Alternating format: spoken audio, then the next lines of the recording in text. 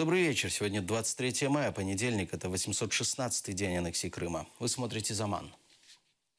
Мустафа Дегарменджи снова встретил свой день рождения в СИЗО. Это уже второй его день рождения в качестве заключенного. Мустафу задержали в прошлом году, 7 мая. Обвиняют в организации митинга 26 февраля 2014 под стенами Верховной Рады Крыма. Тогда во время противостояния двух митингов, проукраинского и пророссийского, погибли 2 человека. Однако семья Дегарменджи уверена, что Мустафа к этому не причастен.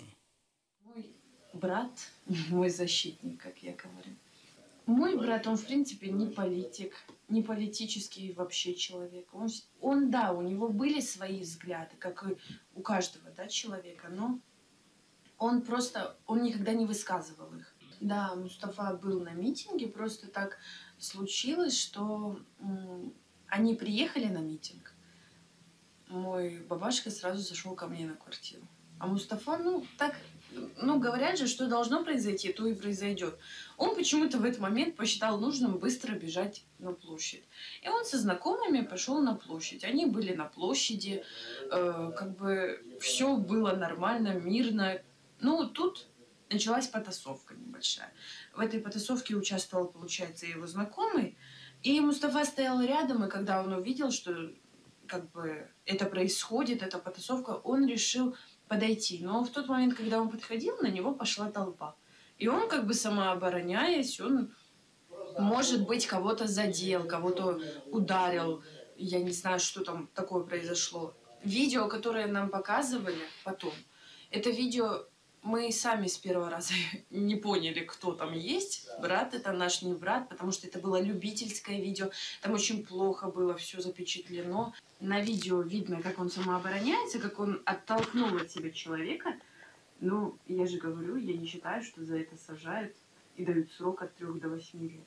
На самом деле, всеми этими событиями каждый показал свое истинное лицо. Мы узнали, кто чего стоит. В конце концов, мы знаем, что в нашем народе есть и герои, и не совсем будем так говорить. В любом случае, я всегда говорю, Эршин Бархайру Тарафуба. Поэтому, иначе все равно, мы всегда улыбаемся, всем им назло, чтобы они не думали, что нам плохо. Нам неплохо. В интернете провели акцию «Свободу Дегарменджи» в день его рождения. Участники заявили, что не могут изменить сложившуюся ситуацию, но могут попробовать разрушить эти стены. Пользователи разместили в сети свои фотографии с поздравлениями под хэштегом «Free Дегарменджи». Жены политзаключенных по делу Хизбут-Тахрир объединились в Крымскую солидарность. В Бахчисарае состоялась вторая встреча родственников обвиняемых мусульман, где было принято решение назвать площадку совместных действий Крымской солидарностью. Координатором выбрали Мерием Зейтуллаеву, жену арестованного Руслана Зейтуллаева. Координатор Наджия Алиева, жена арестованного Муслима Алиева. Также на встрече присутствовали члены Крымской контактной группы по правам человека и координатор полевого правозащитного центра в Крыму Александра Крыленкова. Очень важно создавать любые объединения родственников, людей, попавших в тяжелую ситуацию, попавших в тюрьму. Каждая семья сталкивается с этим неожиданно для себя, и очень трудно справляться с этим в одиночку, особенно когда для арестов нет никаких оснований, и люди очень находятся в состоянии шока, и им очень трудно адаптироваться к действительности, тем более, что большинство семей остались без средств к существованию, их кормильцы оказались в тюрьме, и для этих людей, и для того, чтобы рассказывать миру о том, что происходит, очень нужны такие объединения, нужна взаимная поддержка, нужно указывать солидарность друг другу и своим мужьям, отцам и родственникам. Марк Фейгин обжалует решение Московского суда по Джемилеву в Европейском суде по правам человека. В апреле 2014-го власти аннексированного Крыма запретили лидеру крымско-татарского народа Мустафе Джемилеву въезжать на полуостров до 2019 года. В октябре 2014-го Фейгин подал иск на Федеральную миграционную службу о признании незаконным этого запрета. В пятницу Мосгорсуд отклонил жалобу. Заседание прошло в пятницу, и, естественно, жалоба отклонена ФСБ России. Тем не менее, полное решение будет в ближайшие дни выдано. поскольку озвучена была только резолютивная часть. Но это вполне соответствует нашему плану. Мы подадим дальше в Верховный суд, а уже там, после второй инстанции, исчерпанности национальной юрисдикции, будем подавать и СПЧ. И, собственно говоря, надежда именно на Европейский суд, где шансы на выигрыш этого дела почти стопроцентные. Первый Всемирный гуманитарный саммит ООН начал свою работу в Стамбуле. Его созвали по инициативе генерального секретаря ООН Пан Ги Муна. Украину на саммите представляет президент Петр Порошенко, уполномоченный президента по делам крымско-татарского народа Мустафа Джемилев и председатель Меджлиса Рифат Чубаров. Принять участие в саммите планируют руководители около 60 государств. И еще столько же стран будут представлены министрами. Президент провел встречу с генеральным секретарем Совета Европы Турбьорном Ягландом. Во время своего выступления Порошенко рассказал о проблемах крымско-татарского народа.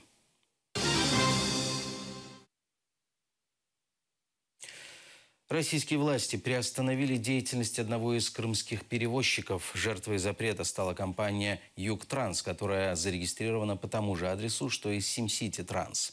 Как сообщает пресс-служба Управления Федеральной службы судебных приставов России по Республике Крым, на принудительное исполнение в отдел судебных приставов по Киевскому району Симферополя поступило постановление хозяйственного суда оккупированного Крыма о приостановлении деятельности компании «Югтранс» сроком на 90 суток. В Севастополе к приезду премьер-министра России Дмитрия Медведева покрасили землю в цвет травы. Целью визита стал праймерис «Единой России», победители которого выдвинут в качестве кандидатов в депутаты Госдумы России на выборах 18 сентября.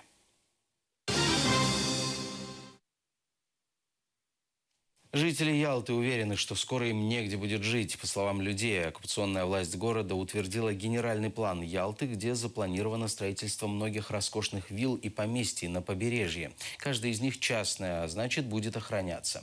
Побережье будет застроено, а ялтинцам к морю не подойти. Скоро Ялта будет продана полностью.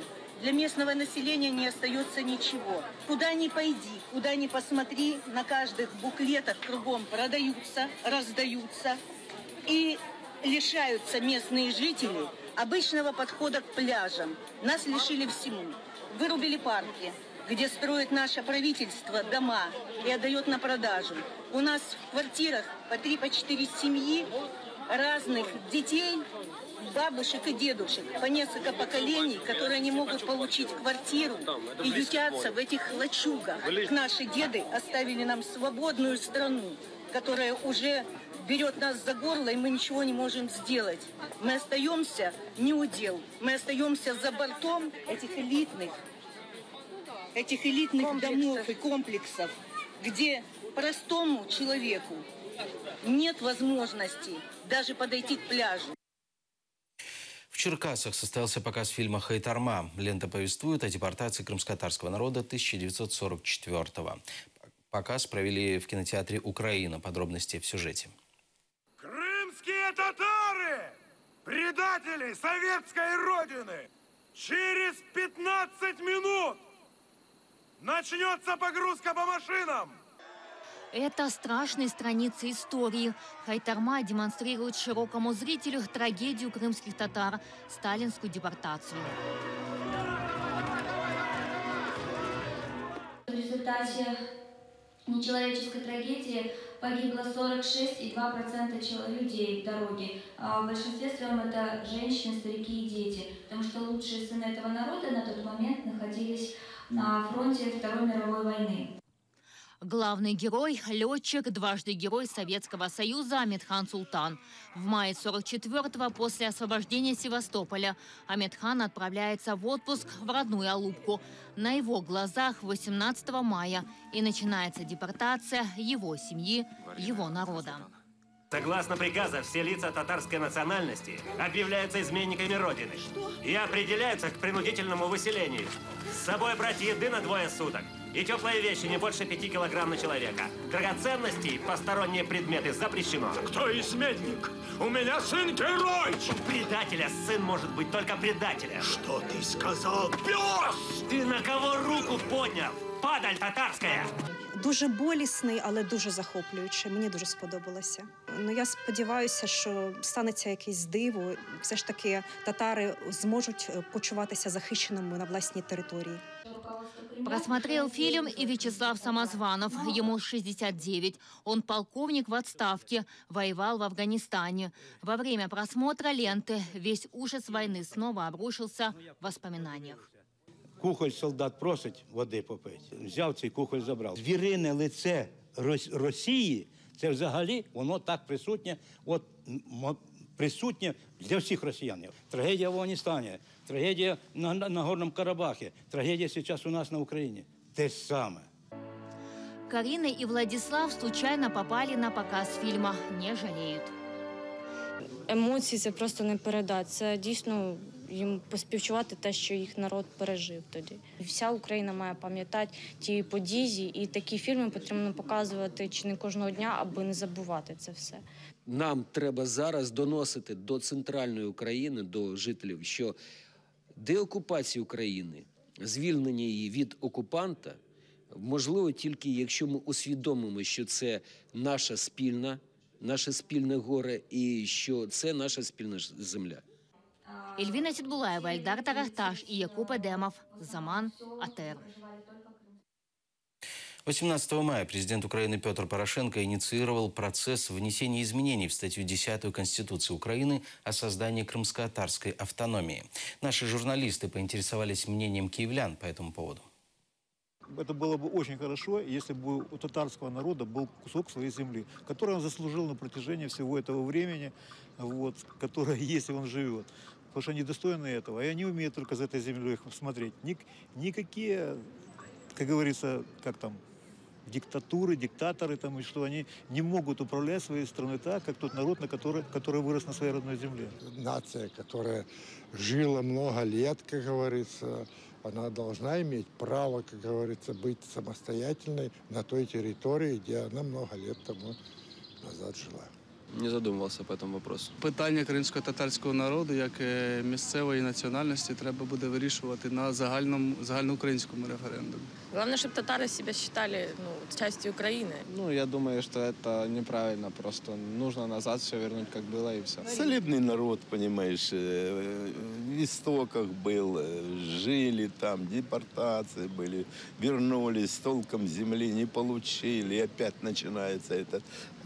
Автономия так автономия, только в составе Украины. Я по-старому все устраивал, как раньше было, так пусть и остается. Я думаю, что этот вопрос надо было давно поднять и давно так сделать.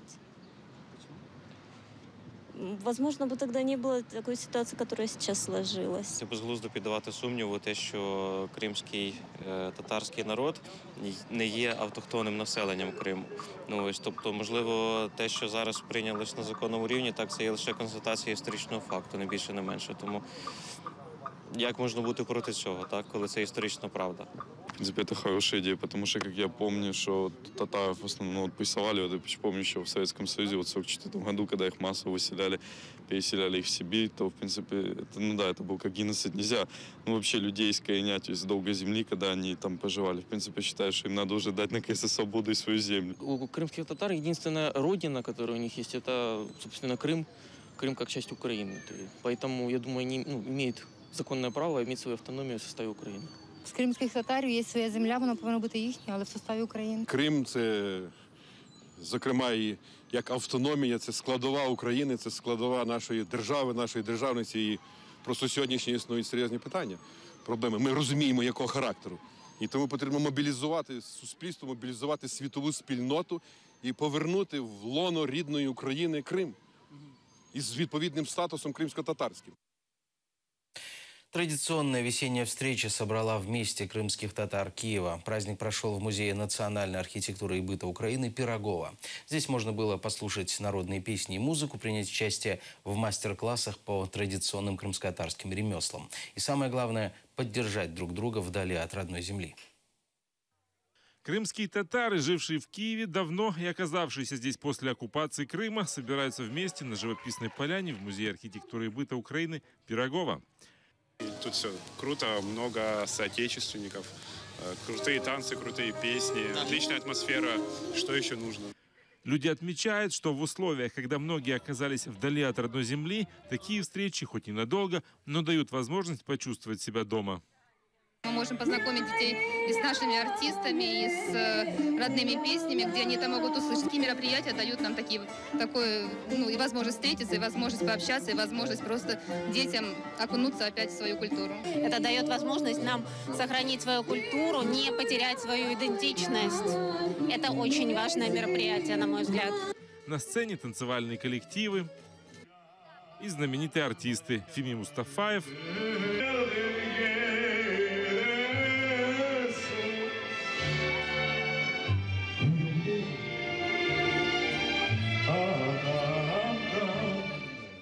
Ленара Османова и Ильзара Баталова.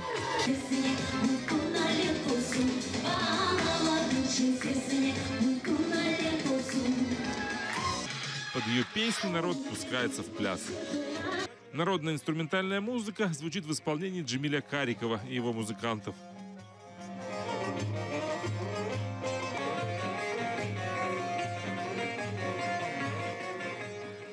Рядом со сценой мастер-классы по традиционным крымско-татарским ремеслам – гончарному, вышивке и филиграни.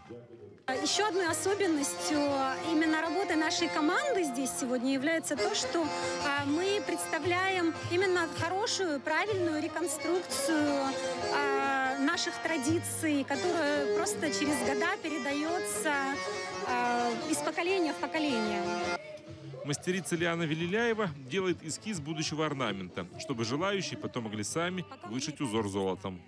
Сейчас нужно вот эту затянуть нитку, потому что она очень видна, а нам нужно, чтобы она была незаметной. Евелина Асанова плетет узоры из медной проволоки. Она переняла мастерство филиграни у своего знаменитого дедушки Айдера Асанова. Это очень тонкая работа. Вот здесь продемонстрированы первые работы, которые сделаны в Киеве. Это несколько видов проволоки. Все от начала до конца делается вручную. Вот эти цветочки, из них потом сережки будут, можно посмотреть? Да, цветочки это один из традиционных и чаще всего изготавливаемых элементов. Они присутствуют и в поясах, и сережки, и браслеты. Самая большая очередь к керамисту Рустему Скибину. У него можно сделать блюдце на память. Вот. При этом движении у нас открытая форма получается. У Райана очень хорошо получается. Молодец. Рисовать будем? You want it right inside of it with the stick? No. No? Okay. All right, get a piece of cardboard. Мы знакомим с традицией, с ремеслом, с культурой крымских татар. Это первое окунание в ремесло, знакомство с самим материалом, с ремесленными традициями, через которые происходит самоидентификация народа. Завершились гуляния национальной борьбой куреш. Первое место награждается Шаипов Ислам. Поздравляем! Роман Спиридонов, Асан Аминов, Заман, АТР. На этом пока все. Хорошего вечера. Будьте с нами.